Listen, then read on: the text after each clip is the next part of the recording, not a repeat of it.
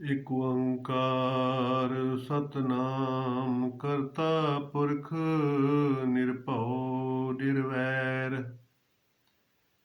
ਅਕਾਲ ਮੂਰਤ ਆਜੂਨੀ ਸਹਿ ਭੰਗ ਗੁਰ ਪ੍ਰਸਾਦ ਜਪ ਆਦ ਸਚ ਜੁਗਾਦ ਸਚ ਹੈ ਭੀ ਸਚ ਨਾਨਕ ਹੋਸੀ ਭੀ ਸਚ ਡੰਡੋਤ ਬੰਧਨ ਅਨਕ ਬਾਰ ਸਰਬ ਕਲਾ ਸਮਰਥ ਡੋਲਨ ਤੇ ਰਾਖੋ ਪ੍ਰਭੂ ਨਾਨਕ ਦੇ ਕਰ ਹੱਥ ਸਤਨਾਮ ਵਾਹਿਗੁਰੂ ਸਤਨਾਮ ਵਾਹਿਗੁਰੂ।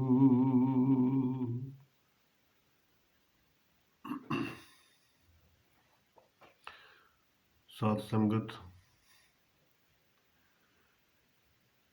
ਅਕਾਲ ਪੁਰਖ ਵਾਹਿਗੁਰੂ ਪਰਮਾਤਮਾ ਜੀ ਨੇ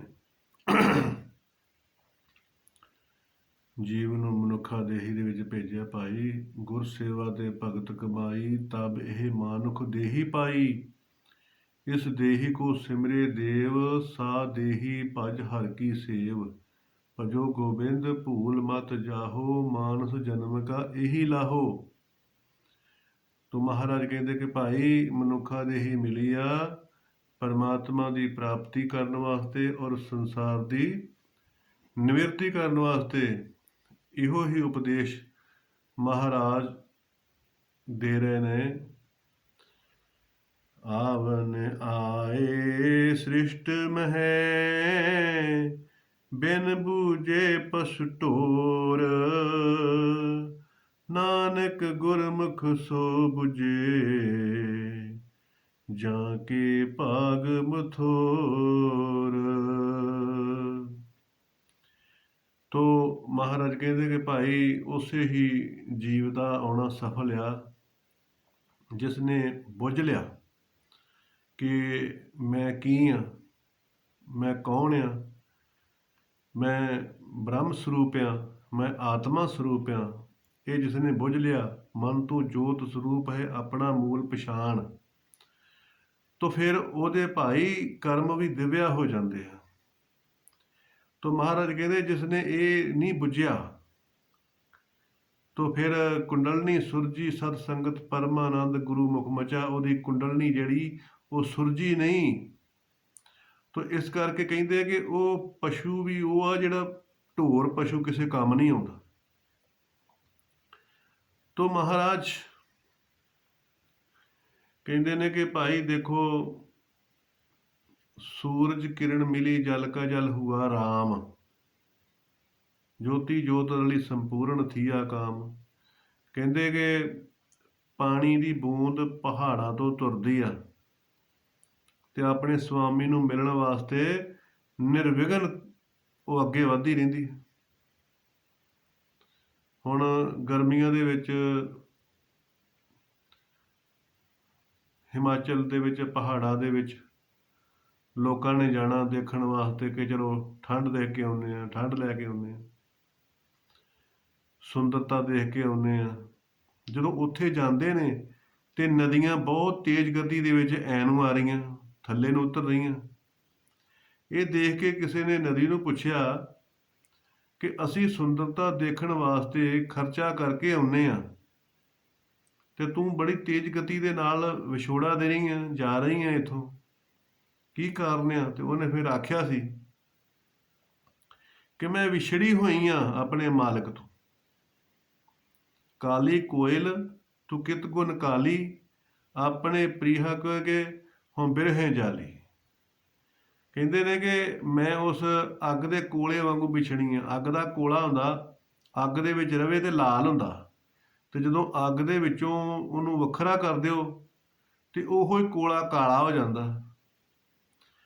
ਤੇ ਇਸੇ ਕਰਕੇ ਮਹਾਰਾਜ ਨਦੀ ਕਹਿੰਦੀ ਹੈ ਕਿ ਮੈਂ ਵੀ ਆਪਣੇ ਪ੍ਰੀਤਮ ਤੋਂ ਵਿਛੜੀ ਹੋਈ ਹਾਂ, ਦਰ ਦਰ ਤੇ ਠੋਕਰਾਂ ਖਾ ਰਹੀਆਂ।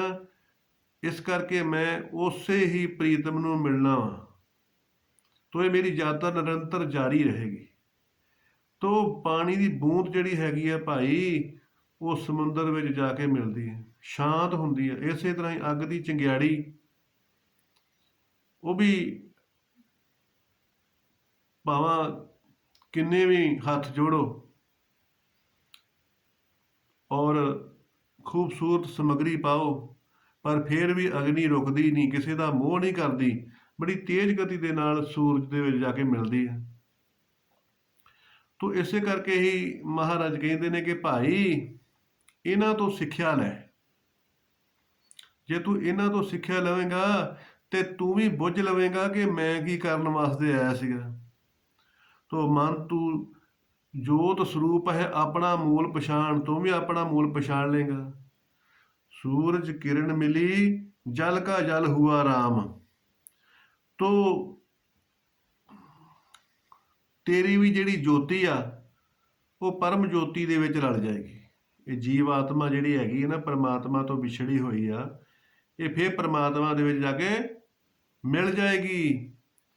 ਤੋ ਇਸੇ ਕਰਕੇ ਹੀ ਪ੍ਰਯਾਸ ਸਾਰੇ ਕਰਦੇ ਨੇ, ਬਹੁਤ ਜ਼ਿਆਦਾ ਕਰਦੇ ਨੇ, ਪਰ ਸਫਲ ਕੋਈ ਵਿਰਲਾ ਹੁੰਦਾ। ਉਹਦਾ ਕਾਰਨ ਇਹੋ ਹੀ ਆ ਕਿ ਇੱਕ ਨੇ ਪੱਥਰ ਤੋੜਨ ਵਾਸਤੇ 99 ਹਥੌੜੇ ਮਾਰੇ ਪੱਥਰ ਤੇ, ਪੱਥਰ ਨਹੀਂ ਟੁੱਟਾ, ਤੇ ਉਹਨੇ ਹਥੌੜਾ ਰੱਖ ਦਿੱਤਾ। ਦੂਸਰਾ ਬੰਦਾ ਉੱਠਿਆ ਤੇ ਉਹਨੇ ਹਥੌੜਾ ਫੜ ਕੇ ਇੱਕੋ ਹੀ ਮਾਰਿਆ, ਪੱਥਰ ਟੁੱਟ ਗਿਆ। ਤੇ ਉਹ ਕਹਿਣ ਲੱਗਾ ਕਿ ਤੇਰੇ 99 ਪੱਥਰ ਜਿਹੜੇ ਸੀ ਨਾ, ਪੱਥਰ ਦੇ ਉੱਤੇ ਮਾਰੇ ਹੋਏ ਹਥੌੜੇ, ਉਹ ਬੇਕਾਰ ਗਏ। ਤੋੜਿਆ ਤੇ ਮੈਂ ਇੱਕੋ ਹੀ ਪੱਥਰ ਨੂੰ ਇੱਕੋ ਹੀ ਹਥੌੜੇ ਦੇ ਨਾਲ ਤੋੜ ਦਿੱਤਾ। ਤੂੰ ਸਿਆਣਾ ਪੁਰਸ਼ ਖੜੋਤਾ ਸੀ, ਉਹ ਕਹਿਣ ਲੱਗਾ ਨਹੀਂ ਭਾਈ, ਤੇ ਇਹਦੇ ਵੀ 99 ਜਿਹੜੇ ਮਾਰੇ ਹੋਏ ਹਥੌੜੇ ਪੱਥਰ ਦੇ ਉੱਤੇ, ਉਹਨਾਂ ਨੇ ਵੀ ਅਸਰ ਕੀਤਾ, ਪਰ ਇਹ ਹੌਸਲਾ ਹਾਰ ਗਿਆ। ਹੌਸਲਾ ਹਾਰਨ ਕਰਕੇ ਇਹ ਸਫਲਤਾ ਦੇ ਨੇੜੇ ਪਹੁੰਚ ਗਿਆ, ਤੇ ਤਾਂ ਹੌਸਲੇ ਦਾ ਸਿਹਰਾ ਨਹੀਂ ਲੈ ਸਕਿਆ। ਤੋ ਭਾਈ ਇਸੇ ਕਰਕੇ ਹੀ ਉਹ ਉਪਦੇਸ਼ ਕਰਦੇ ਕਿ ਇਸੇ ਤਰ੍ਹਾਂ ਹੀ ਸੰਸਾਰੀ ਜੀਵ ਆ, ਕਿਸੇ ਵੀ ਕੰਮ ਦੇ ਵਿੱਚ ਜਦੋਂ ਮਿਹਨਤ ਕਰਦਾ ਤੇ ਜਦੋਂ ਸਫਲਤਾ ਮਿਲਣ ਲੱਗਦੀ ਆ ਤੇ ਉਦੋਂ ਪਿੱਛੇ ਹਟ ਜਾਂਦਾ, ਫਿਰ ਦੂਸਰਾ ਕੰਮ ਫੜ ਲੈਂਦਾ, ਉਹ ਵੀ ਕਰਦਾ ਰਹਿੰਦਾ, ਮਿਹਨਤ ਕਰਦਾ ਰਹਿੰਦਾ, ਪਰ ਜਦੋਂ ਸਫਲਤਾ ਮਿਲਣ ਲੱਗਦੀ ਆ ਉਦੋਂ ਪਿੱਛੇ ਹਟ ਜਾਂਦਾ। ਜੇਕਰ ਇੱਕ ਕਦਮ ਅੱਗੇ ਹੋਰ ਵੱਧ ਜਾਵੇ ਤੇ ਸਫਲਤਾ ਹੀ ਸਫਲਤਾ। 99 ਹਥੌੜੇ ਮਾਰਦੇ ਤੇ ਇੱਕ ਹੋਰ ਹਥੌੜਾ ਵੱਜ ਜਾਂਦਾ, ਪੱਥਰ ਟੁੱਟ ਜਾਣਾ ਸੀ। ਇਸੇ ਤਰ੍ਹਾਂ ਹੀ ਨਾਮ ਜਪਦੇ ਨੇ ਤੇ ਵਿੱਚੇ ਹੀ ਨਾਮ ਛੱਡ ਦਿੰਦੇ ਨੇ, ਸੇਵਾ ਕਰ ਦਿੰਦੇ ਨੇ, ਵਿੱਚੇ ਸੇਵਾ ਛੱਡ ਦਿੰਦੇ ਨੇ। ਉਹਨਾਂ ਨੂੰ ਲੱਗਦਾ ਕਿ ਹੁਣ ਸਾਡੀ ਸੇਵਾ ਸਫਲ ਨਹੀਂ ਹੋਣੀ। ਤੋ ਇਸੇ ਕਰਕੇ ਹੀ ਮਹਾਰਾਜ ਕਹਿੰਦੇ ਨੇ ਕਿ ਭਾਈ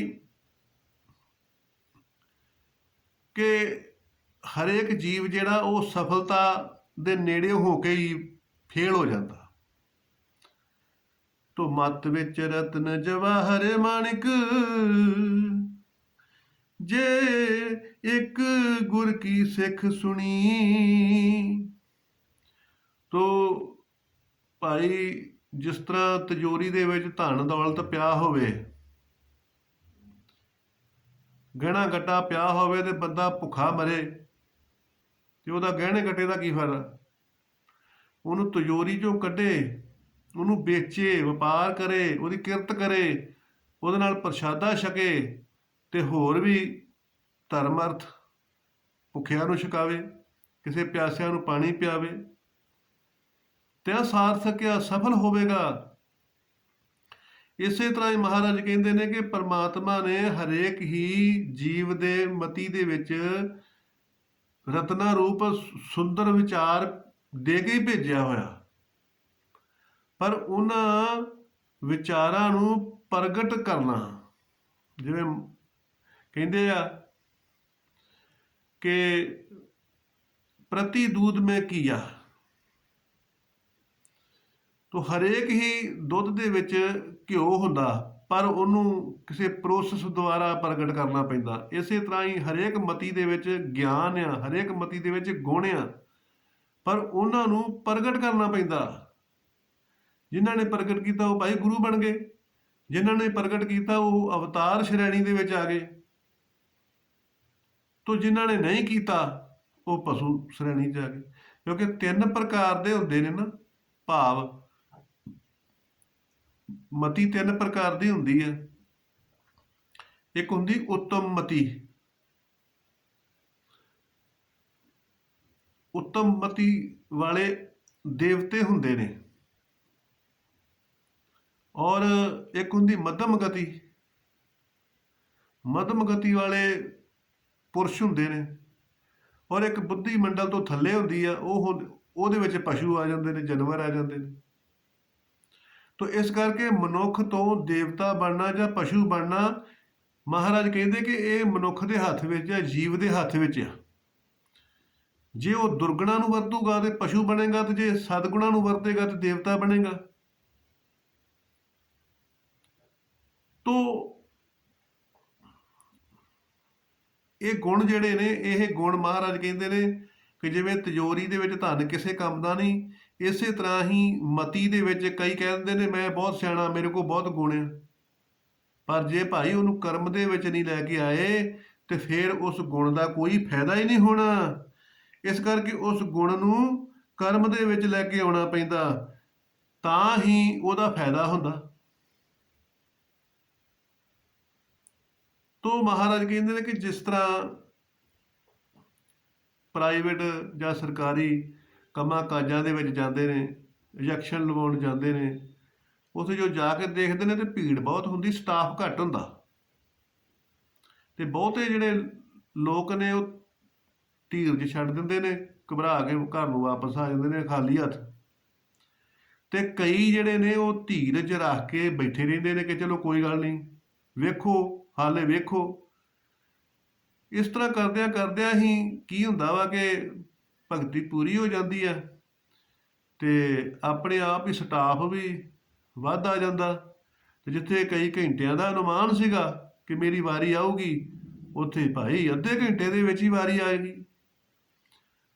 ਤੋ ਆਪਣਾ ਕੰਮਕਾਜ ਕਰਵਾ ਕੇ ਮੁਸਕਰਾਉਂਦਾ ਹੋਇਆ, ਪ੍ਰਮਾਤਮਾ ਦਾ ਸ਼ੁਕਰਾਨਾ ਕਰਦਾ ਹੋਇਆ ਘਰ ਆਉਂਦਾ। ਜਿਹੜਾ ਦੂਸਰਾ ਵਾ ਉਹ ਭਾਈ ਘਬਰਾ ਕੇ ਖਾਲੀ ਹੱਥ ਹੀ ਚਲ ਗਿਆ। ਕਿਉਂ ਕਰਕੇ ਗਿਆ ਆਪਣਾ ਕਰਮ? ਕਿਉਂਕਿ ਭਾਈ ਉਹਨੇ ਧੀਰਜ ਰੱਖਿਆ। ਤੋ ਧੀਰਜ ਰੱਖਿਆ, ਇਸੇ ਤਰ੍ਹਾਂ ਹੀ ਧਰਤੀ ਨੇ ਵੀ ਧੀਰਜ ਰੱਖਿਆ ਹੋਇਆ। ਧੌਲ ਧਰਮ ਦਇਆ ਕਾ ਪੂਤ, ਸੰਤੋਖ ਥਾਪ ਰੱਖਿਆ ਜਿਨੀ ਸੂਤ। ਸੰਤੋਖ ਧੈਰਿਆ ਇਸ ਧਰਤੀ ਨੇ ਰੱਖਿਆ, ਤੇ ਤਾਂ ਹੀ ਉਹਦੇ ਉੱਤੇ ਜੀਵ ਜਿਹੜੇ ਨੇ ਉਹ ਪ੍ਰਸੰਨਤਾ ਪੂਰਵਕ ਜੀਵਨ ਬਤੀਤ ਕਰਦੇ ਨੇ। ਤੋ ਮਹਾਰਾਜ ਕਹਿੰਦੇ ਨੇ ਕਿ ਭਾਈ ਇਹ ਜਿਹੜਾ ਮਨੁੱਖ ਆ, ਇਹਦੇ ਵਿੱਚ ਬਹੁਤ ਵੱਡਾ ਔਗਣ ਆ। ਉਹ ਔਗਣ ਇਹ ਆ ਕਿ ਇਹ ਕਿਸੇ ਨੂੰ ਗੁਣ ਨਹੀਂ ਦਿੰਦਾ। ਉਸਤਾਦ ਲੋਕਾਂ ਦੇ ਕੋਲ, ਮਕੈਨਿਕ ਲੋਕਾਂ ਦੇ ਕੋਲ ਜਦੋਂ ਸਿੱਖਣ ਜਾਂਦੇ ਨੇ ਤੇ ਉਹਨਾਂ ਨੂੰ ਝਾੜੂ ਦੇ ਰੱਖਦੇ ਆ, ਝਾੜੂ ਦੇ ਭਾਂਡੇ ਧੋ, ਆ ਚਾਬੀ ਲੈ ਆ, ਆਹ ਪਾਨਾ ਲੈ ਆ, ਆਹ ਸਫਾਈ ਕਰਦੇ। ਜਦੋਂ ਕੰਮ ਕਰਨਾ ਹੁੰਦਾ ਕੋਈ ਮੇਨ, ਉਦੋਂ ਬਾਜ਼ਾਰ ਨੂੰ ਭੇਜ ਦੇਣਾ। ਤੋ ਸਿੱਖਣ ਵਾਲਾ ਜਿਹੜਾ ਹੈਗਾ ਉਹ ਦੇਖ ਦੇਖ ਕੇ ਜਾਂ ਹੱਥਾਂ ਦੇ ਨਾਲ ਕਰ ਕਰਕੇ ਹੀ ਮਕੈਨਿਕ ਬਣ ਜਾਂਦਾ।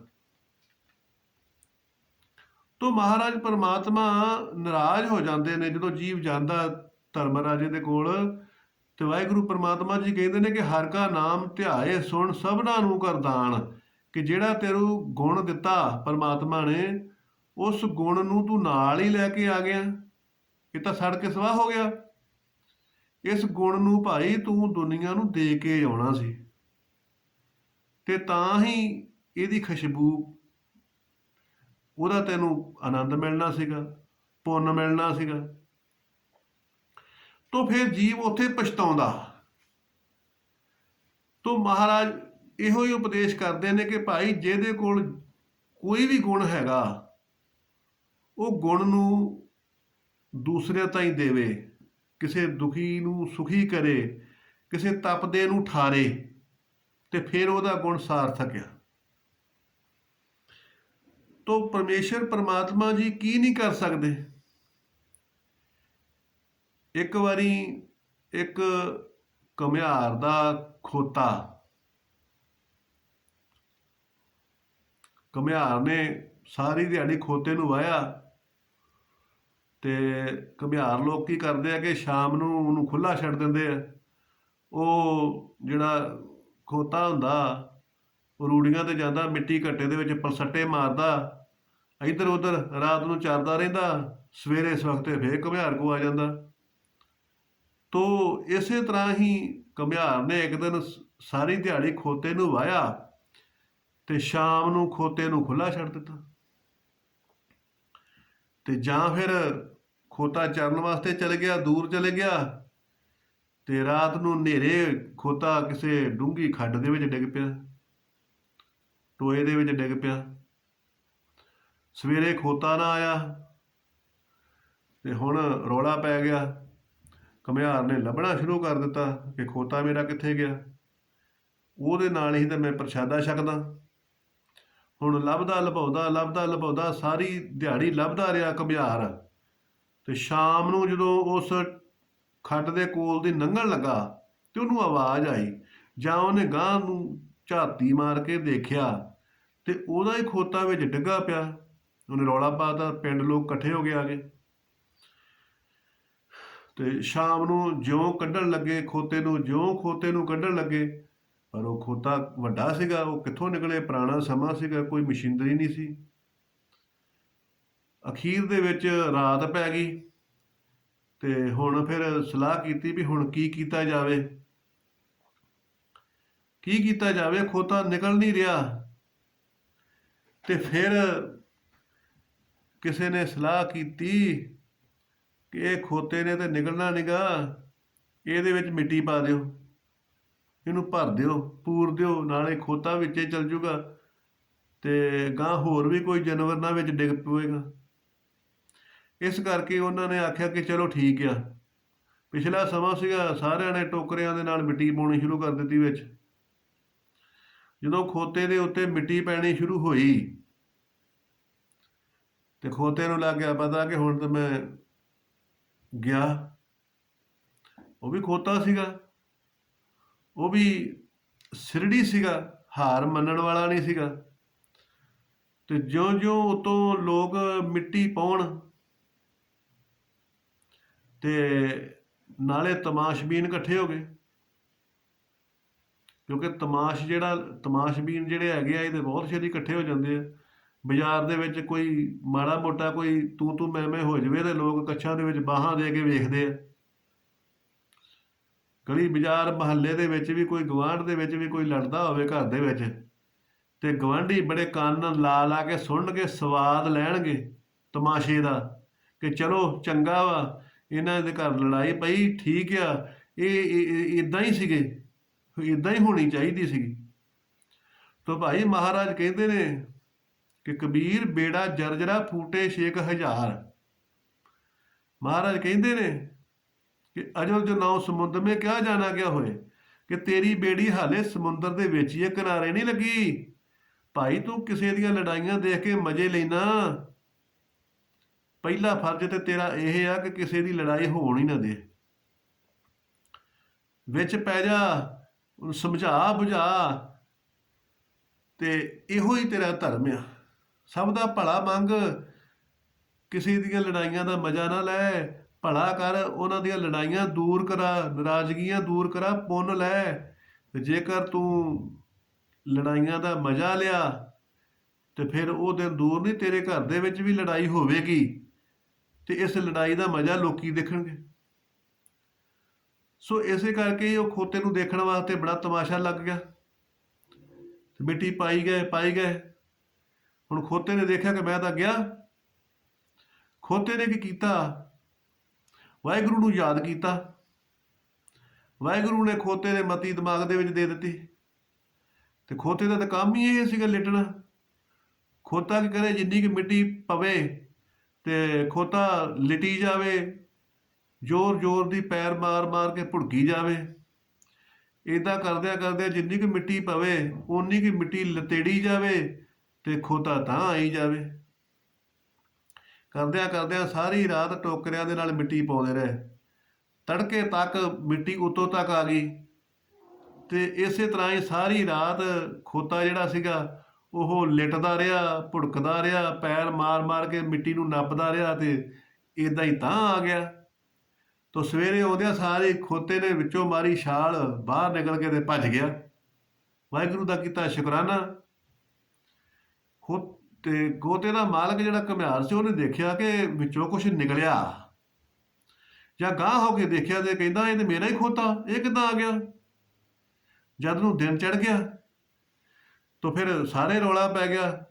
ਜਦੋਂ ਦੇਖਿਆ ਤੇ ਖੋਤੇ ਨੇ ਮਿੱਟੀ ਜਿਹੜੀ ਸੀਗੀ ਲਿਤੜ ਲਿਤੜ ਕੇ ਤਾਂ ਨੂੰ ਆ ਗਿਆ। ਤੋ ਮਹਾਰਾਜ ਇਹੋ ਹੀ ਉਪਦੇਸ਼ ਦਿੰਦੇ ਨੇ ਕਿ ਭਾਈ ਮੁਸ਼ਕਲ ਜਾਂ ਕੋ ਅਤ ਬਣੇ ਢੋਈ ਕੋਈ ਨਾ ਦੇ, ਲਾਗੋ ਹੋਏ ਸਭ ਦੁਸ਼ਮਣਾ ਸਾਕ ਵੀ ਭੱਜ ਖਰੇ, ਸਭੇ ਭੱਜੇ ਆਸਰਾ ਚੂਕੇ ਸਭ ਸਰਾਓ, ਚਿੱਤ ਆਵੇ ਉਸ ਪਾਰ ਬ੍ਰਹਮ ਤਾਂ ਲੱਗੇ ਨਾ ਤੱਤੀ ਵਾਓ। ਜਿੰਨਾ ਮਰਜੀ ਔਖਾ ਸਮਾਂ